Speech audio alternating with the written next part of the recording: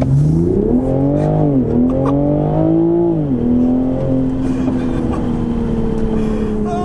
up, everybody? Maran here for a My Week With video of what I've learned daily driving the 2020 Toyota Supra.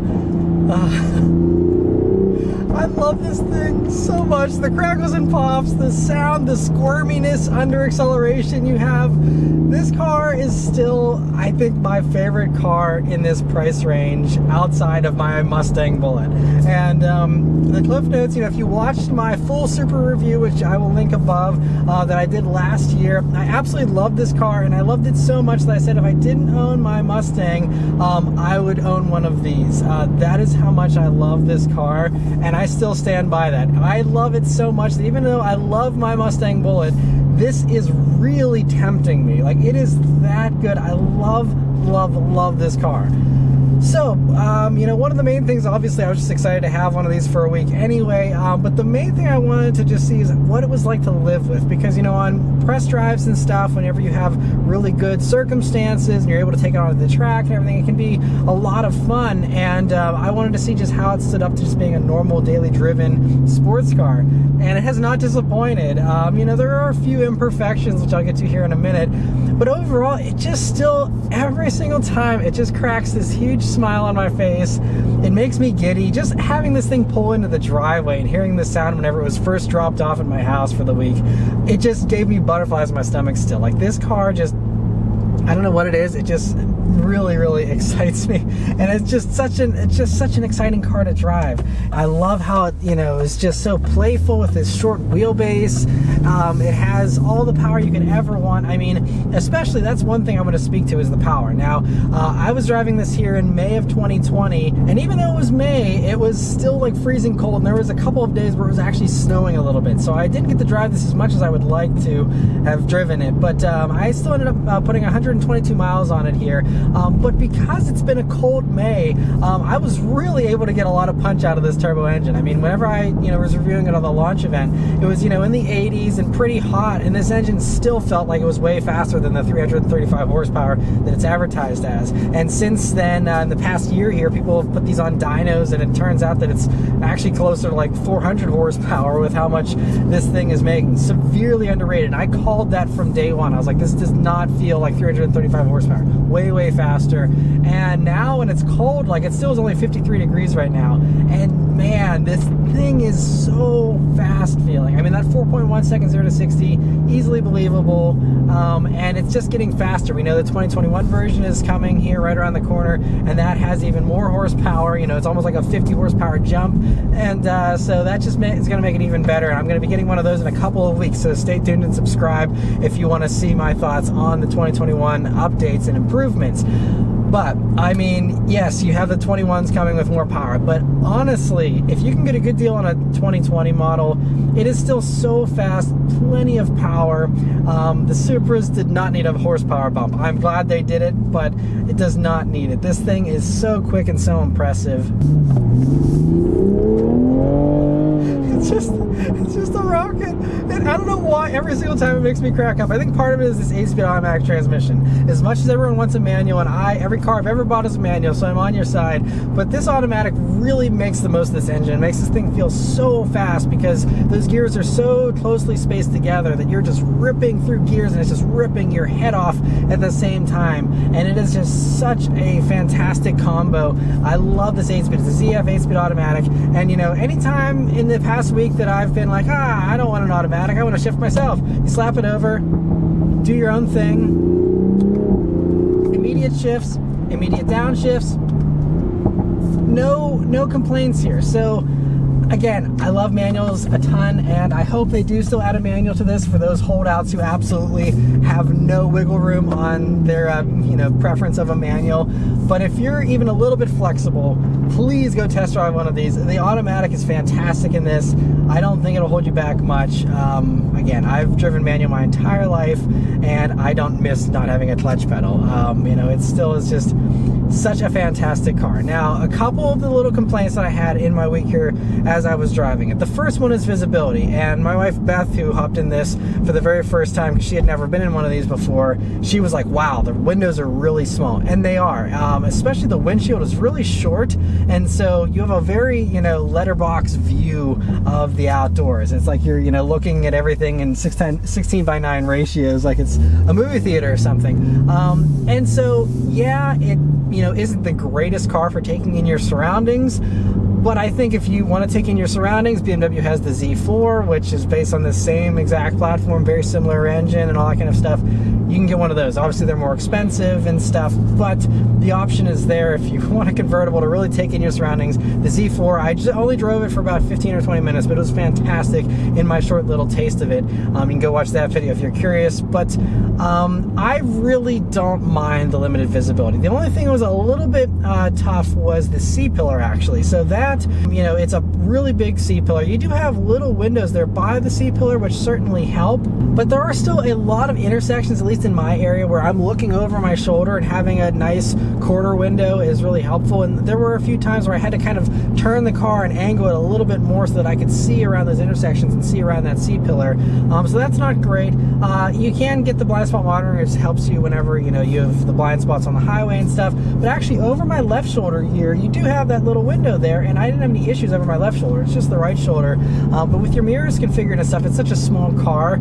I really don't think you have that big of a blind spot. It's not that big of an issue, at least in my experience. So visibility is certainly not something I would consider a deal breaker. I think that it's, again, it's a little tight. It's a smaller vehicle too, so, if you're on the larger side, you might not be super comfortable. I actually raised my seat up a little bit in the Supra to give me a little bit of better visibility over this hood and stuff, I still feel like I have plenty of room, but again, I'm a little bit on the smaller side, being 5'9" and stuff, so, that your experience will vary with that. The amount of grip this thing has coming out of corners too is truly remarkable. Like, you can tell that if you provoke it, this thing will drift like there's no tomorrow. But if you do just try and actually keep that grip, it really grips so well. And I took this car on all of my favorite back roads, and man, this thing is just such a good handler. And one thing I really wanted to play around with was, in my area, we have a lot of roads with a lot of bumps and undulations and stuff, and I will say that the suspension in its sport mode is a little bit stiff. I wouldn't call it jarring or super uncomfortable. It's well damped. It's just a little bit on the firm side. But thankfully, with the individual mode, I was able to have everything in sport aside from the suspension. I had that in normal mode, and then that was a very pliant ride. Still was very good handling. And so unless the road is pretty smooth, I would recommend that setup. But that solved my issues as far as that goes. And I mean, handling was just fantastic. It's just, I think they have a really good sweet spot here where it is so capable. It has enormous amounts of grip, so you have tons of confidence, and going around corners is really no sweat. But because that back end is so playful and you have the short wheelbase, that if you want to play with it with your throttle, you can really, rotate this car a lot with the throttle and really play around with it that way. So you have tons of front end grip, and then you have as much or as little back end grip as you want. But even with some pretty heavy throttle applications coming out of corners, no issues whatsoever here in the Supra. It really does a good job putting the power down. And we just had someone give us a beep here. Another thing that I noticed in my week with the Supra here is everyone notices it. Everyone seems to love it too. Aside from, every one of the YouTube comments that hates on the Supra and, it's a BMW and this, that, and the other. Out in the public, the real world, the reaction is very good to this. Everyone's giving me thumbs up. Everyone's loving it. Everyone's staring at it.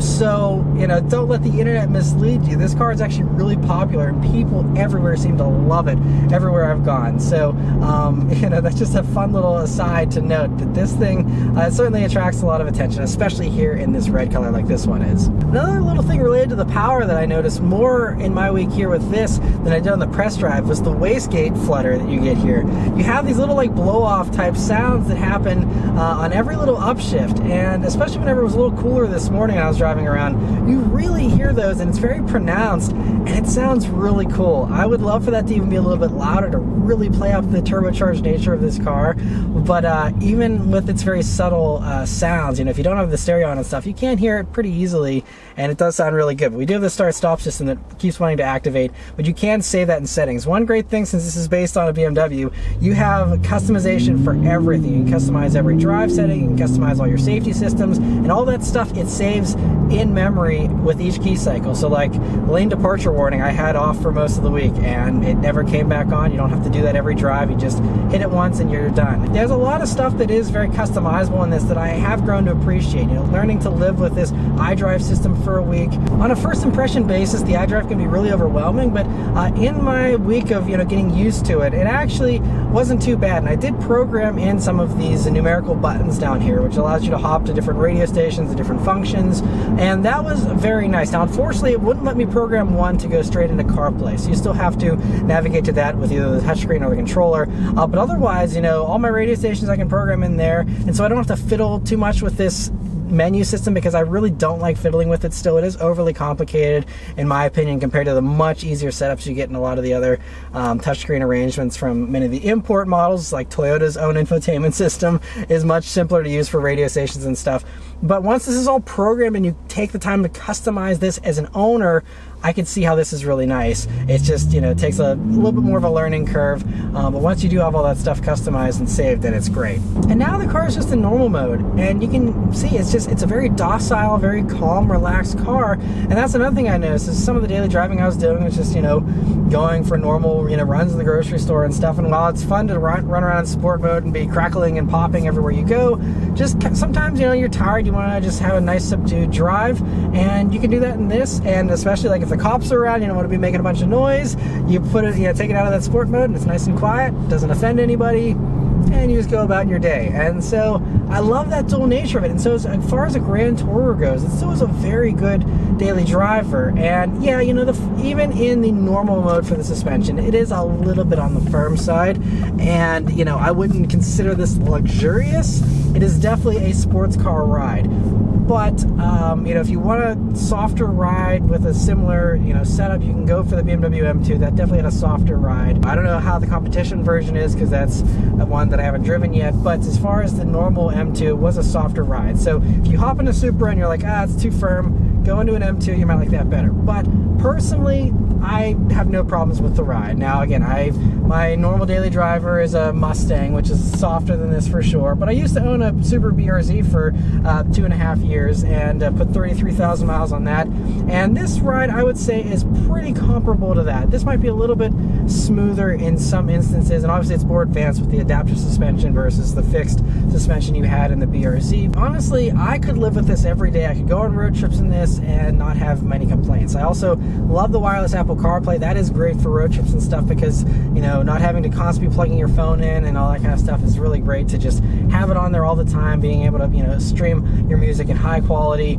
all the time, having your Waze and all that kind of stuff all the time is great. Now, unfortunately, Toyota doesn't seem to have any plans to integrate Android Auto into their system, or to integrate the new iDrive system. In a recent interview that they had with several of us journalists, myself included, they said they weren't planning on adding the newer version of iDrive at this time at least, and not having any Android Auto, which is really a bummer for those of you who do use Android Auto, because I know that smartphone integration can be a deal breaker to many people. The last thing I want to mention here, it's probably not very important, but is my fuel economy in the Supra. So again, I've now put almost 130 miles on it, and I will admit that I would say at least half of my driving was fairly spirited and, you know, in sport mode, so that gives you the higher RPMs and you know, the quicker response and everything. So that does mean that you have a lot more gas burning. So my fuel economy over 130 miles here was 21.4 mpg, which isn't too bad. Now, these are rated at 24 in the city,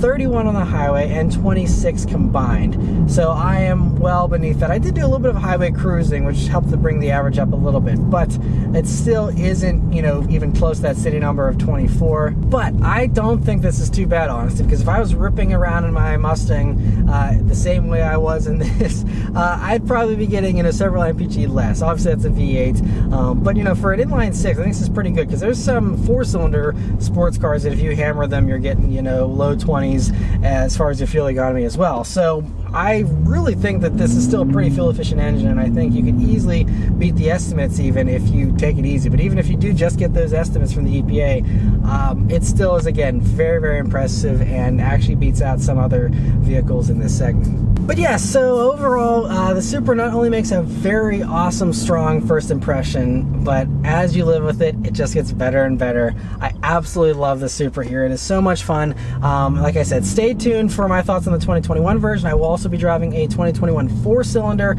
so you can hear all my thoughts on that here in the next couple of weeks. And also, if you're curious to see what it's like to own a Supra, my friend Marco at Car Guy 11, I will link his channel.